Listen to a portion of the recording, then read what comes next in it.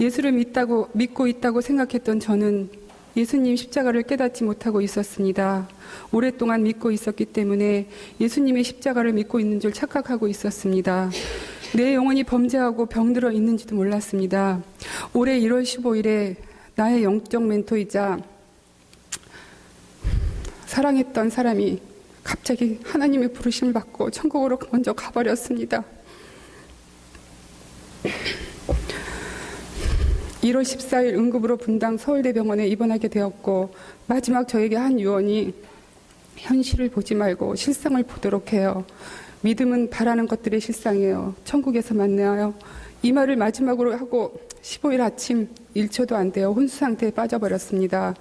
10여 명의 의사들이 심폐소생술을 했지만 끝내 숨을 거두었습니다. 그 순간 저는 울면서 주님, 어떻게 이러실 수가 있어요? 하고 원망을 하고 있는 저에게 주님께서 그 자리에서 무릎 꿇고 기도하라고 하시는 마음을 주시는 거예요. 그곳은 중환자실이었고 많은 환자들과 의사들이 있었고 그 와중에 창피하다는 마음이 들었습니다. 그런데 저도 모르게 무릎을 꿇고 큰 소리로 주님께 기도하고 있었고, 얼마를 했는지는 모르지만 저는 그 자리에서 분명히 살아계신 우리 예수님을 만났습니다. 모든 절차를 치르고 집으로 왔을 때 저는 아무것도 할 수 없었고 앞으로 어떻게 살아가야 할지도 생각이 나질 않았습니다. 주님이 주신 고난이 너무 원망스러웠습니다.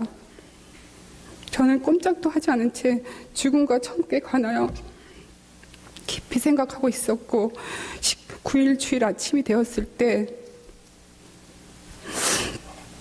교회에 가야 하나 말아야 하나, 오늘부터 시작하는 전도 폭발은 또 어떻게 해야 하나 갈등을 하며 있던 중에 제가 알고 있던 목사님에게 문자가 왔습니다. 집사님, 하나님께 기도하세요. 오늘은 주일입니다. 교회 가셔야죠. 반드시 고난 뒤에 주님께서 집사님께 축복하실 겁니다. 라는 메시지를 받고 전 주님이 주시는 말씀으로 생각하고 교회에 왔습니다. 성가대에서 찬양을 하면서 얼마나 울었는지 모릅니다. 그 눈물은 슬픔이기도 했지만 하나님께 너무 감사하기도 한 눈물이었습니다. 그날 그렇게 전도 폭발은 시작되었고, 교실 수업과 현장 실습을 마치고 늦은 저녁으로 집으로 돌아와서 우두커니 앉아있다가 전도 폭발 복음 제시 전문이라는 교재를 보았습니다. 죽음과 천국에 관해 예민해 있던 저는 그 책에서 아주 커다란 글을 보았습니다. 만일 오늘 밤이라도 이 세상을 떠나신다면 천국에 들어갈 것을 확신하고 계십니까? 만일 오늘 밤이라도 이 세상을 떠나 천국문 앞에 섰는데 그때 하나님이 내가 너를 나의 천국에 들어오게 해야 할 이유가 무엇이냐고 물은다면? 라는 그런 질문의 내용이었습니다. 저는 이 글의 내용을 가지고 묵상하며 말씀 보고 하나님께 기도를 시작했습니다. 그러던 중 전 놀라운 주님의 음성을 듣기 시작을 했고 성령의 체험을 느끼게 되었습니다. 헤어나지 못할 그 아픔의 환경 속에서 주님은 저에게 놀랍도록 평안을 주시고 영안을 뜨게 하여 주셨고 지금도 저와 동행하여 주십니다. 눈은 내 몸에 등불인 것처럼 보는 눈의 방향을 전환하여 주셨습니다. 세상을 바라보던 눈에서 주님이 좋아하실 것을 찾는 눈으로 말입니다.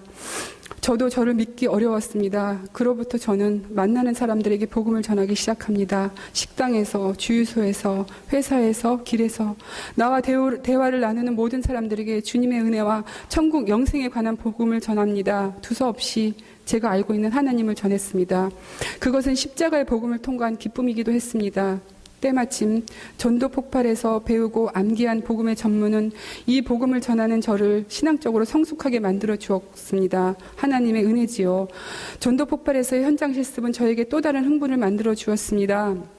저에게는 97세 되신 외할머니가 살아계십니다. 그분은 철저한 불교 신자였고 스님들도 잘 모르는 법문을 해석할 정도로 박학다식하신 분이십니다. 지금도 연세 때문에 거동은 자유롭지 못하지만 기억력 하나 흐트러져 있지 않습니다. 저의 어머니인 이향자 권사님께서 전도를 하려고 무지하게 애를 쓰고 기도하셨지만 할머니에게 복음을 전할 수는 없었습니다. 예수 소리만 나오면 할머니를 당할 수가 없었어요. 전 할머니를 놓고 작년 10월부터 기도를 시작했습니다. 그래도 전도를 하지 못하고 있었는데 이 전도 폭발 현장 실습 과정을 통하여 성령께서 할머니에게 복음을 전해야 한다는 마음을 강하게 주셨습니다. 그 즉시 전 어머니를 모시고 분당에 살고 계시는 할머니께 가면서 김수연 권사님과 김선숙 권사님께 중보기도를 부탁하고 갔습니다. 뜻밖의 온 저를 보고 할머니는 무척 반가워하셨습니다. 기회를 보고 있다가 전 할머니에게 전도폭발 훈련에서 배운 대로 복음을 전하기 시작했습니다. 복음을 전하는 과정에서 할머니는 죽은 후에 문제를 가장 두려워하고 있음을 알았습니다. 주일학교에서 설교하듯이 예수님의 십자가에 관한 얘기, 천국의 영생에 관한 얘기를 말을 했어요. 뜻밖의 할머니는 순한 양처럼 기다렸다는 듯이 복음을 받아들이기 시작했습니다. 그리고 저를 따라 기도하라고 했을 때 97년 만에 할머니 입술에서 예수님이라는 말이 나왔을 때 할머니의 목소리와 입술은 분명히 떨고 있었습니다. 그리고 할머니는 나 예수님 믿을래 라는 말씀하시면서 두려웠던 마음속에 눈물이 터져 나왔습니다. 한참을 끌어안고 울었습니다. 그동안 분신처럼 끼고 있던 불교 법문을 다 치우고 하나님께 기도하는 걸 가르쳐 달라고 하셨습니다. 성령의 역사하심을 보았습니다. 전 주기도문과 영적기도문, 식사기도를 커다랗게 써드렸고 할머니는 돋보기로 그 기도를 어린아이처럼 즐거워하시며 또박또박 읽으셨습니다. 불가능할 것만 같았던 사람이 하나님을 영접할 때 하나님은 얼마나 기뻐하실까요? 잃어버린 한 마리 양을 찾았다는 이 감격이 하나님도 이런 마음 아닐까 생각해 보았습니다. 성도 여러분, 어느 누구라도 이 세상을 떠나게 되어 있는데 내가 만일 오늘 밤 이 세상을 떠난다면 천국에 들어갈 것을 확신하십니까? 내가 만일 천국 문 앞에 섰는데 그때 하나님이 내가 너를 나의 천국에 들어오게 해야 할 이유가 무엇이냐고 묻는다면 당당히 대답하실 준비는 되어 있으신지요? 여러분은 정말 구원 받으셨습니까? 구원을 받았다고 생각한다면 구원 받은 사람처럼 살고 계십니까? 구원의 감격이 식어있는 나에게, 구원의 기쁨이 식어있는 나에게 바울 사도는 그토록 간절하게 복음 전하기를 원했던 이유를 깨달았습니다. 주님의 지상 명령인 땅끝까지의 복음 전도를 위하여 우리 대동교회는 장로님으로부터 주일학교 어린아이까지 다 복음의 훈련자가 되길 소원합니다.